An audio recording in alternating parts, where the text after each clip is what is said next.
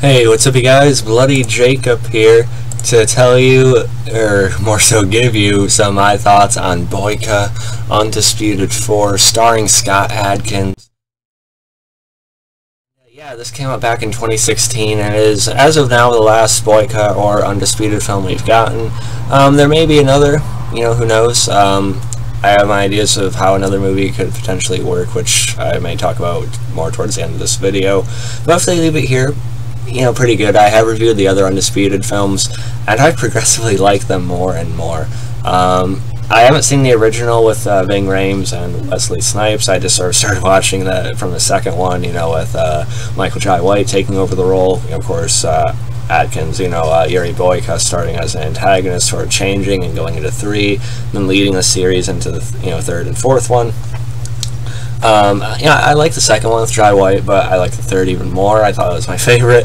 But watching this one, Boyka 4, or Undisputed 4, excuse me, I think is probably my favorite of the series now. I guess I really love this movie. Probably one of my favorite martial arts, sort of style action movies of all time, maybe. That's kind of a lot to say. It's hard to say compared to, other, subgenre type of things. But I could see me putting it within my top 10, top 15 favorites of the kind of all time, at least. This may be my favorite performance of Scott Adkins as well, besides maybe something like Accident Man, which is, just completely different, different type of thing, of course. But yeah, it does pick up, sometime after, several months after the events of the previous film. Boyka is a free man, but he actually ends up killing his opponent Victor in the ring just because of the bloodlust of it all and just how into it he gets. So he ends up sort of, feeling very, damaged by that, spiritually and such, struggling with how he's perceived by, God and his own beliefs and such. So he ends up taking it upon himself to, try and find some sort of redemption for himself in his, in Victor's widow. And he ends up fighting for her. We have this villain, of course, our antagonist in the movie, who's sort of forcing her to keep working for him to pay off this, insane amount of money. So Boyka ends up, fighting for her and trying to pay it off that way. But of course, he's corrupt and keeps it going as long as he can. But yeah, some great acting from very good acting from Scott Adkins in this movie. The scene, I think it's actually the scene pictured here, where he really gives his explanation of why he's doing this, to the widow. I thought it was actually a very emotionally resonant scene there. Maybe his best single acting performance of his career in this scene alone. So I really enjoyed that. And another big draw of it is, our sort of main physical antagonist, Martin Ford, the Nightmare. Or what his nickname was in the movie. Just a massive guy, and of course it's all building to, of course, a major fight between him and Boyka, and it's very good. The choreography throughout the whole movie is very good, even from the opening, more sort of set up Victor fight and stuff like that.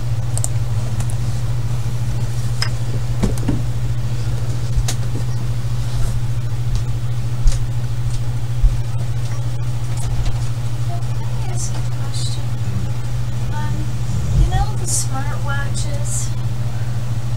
Do you know how much they are? No. You don't? Or one that looks like a smartwatch but isn't really actually a smartwatch? What are you talking about? Because I was thinking about getting one of those, and I was just wondering how much they were. Do you even know what you're talking about? Well, I know what a smartwatch looks like, but I want one like it because I can't afford a smartwatch, actually. Dad won't be able to pay that much money, but... Well, what do you mean? So you can use a watch with the internet or whatever?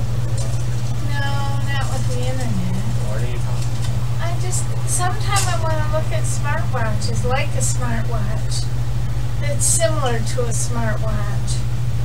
And maybe it won't be so quite as expensive, but I want to look at them, and I just was wondering how much. You don't know how much they are? Okay, I just thought I'd ask you. It's a pretty broad question there. Yeah, I know. Although we would probably have a better idea.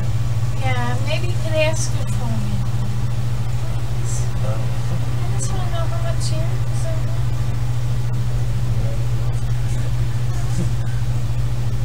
Inexpensive, huh? I'll bring it up when we see her again. Okay. Maybe because I'm getting tired of my watch that I have now. I want a different one. Just don't push it with philosophy. No. How do you get some of this stuff? Yeah, I know. I'm just saying greater sympathy. Okay. Yeah, be careful. Yeah. Thank you. Can't wait till you get home before it, so you can tell me all about it. About Lucifer. Yeah. You can tell me about Lucifer. I'm recording something else. So. Okay. Okay, sorry. It's alright. Okay, bye.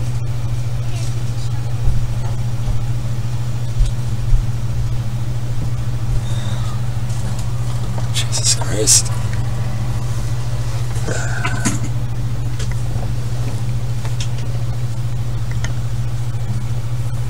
But yeah, all the choreography is again great in this movie. You know, I still got a lot something more in full, like the raid and everything, but these Undisputed movies and sort of the best Scott Adkins movies in general just have some of the best fight choreography, mixing sort of well-trained, you know, martial arts with realism and real sort of violence and, you know, hits, and, you know, how hard it feels and stuff like that. I just really love it. Some of the best in the series.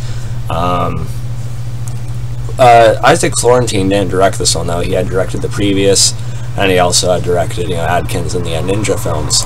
But we did have Tim Mann come in to help with the choreography as well, who choreographed the action for Ninja 2: Shadow of a Tear, which I really liked. I mean, like, overall, maybe not the best of Scott Adkins' filmography, but they're definitely well choreographed movies as well.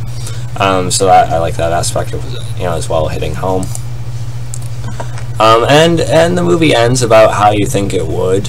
I mean, you actually get to see Boyka use a gun, which is the first time in the series. You know, he's able to eventually help the woman and such. But overall, this is a really good time, and really a great example of what these kind of movies can and should be nowadays. So yeah, overall, I think this is pretty damn good for what it was, for what I was going for. I'm giving it an A- or 92%. That good. So yeah, I know you guys thought about this one. What's your favorite Boyka film? Would you like to see another Undisputed movie? I'm fine with them leaving it where it is, but if they did make another one, I just sort of have this idea to bring Michael Jai White back into it somehow, and have Boyka sort of have to confront, you know, him being the one who broke his leg, but now Boyka has changed so much, so it'd be interesting to see, you know, maybe them work together or something against whatever, you know, corrupt system they're dealing with now. But yeah, follow me on Facebook, Twitter, Instagram, like, subscribe, and I'll catch you guys next time. Peace.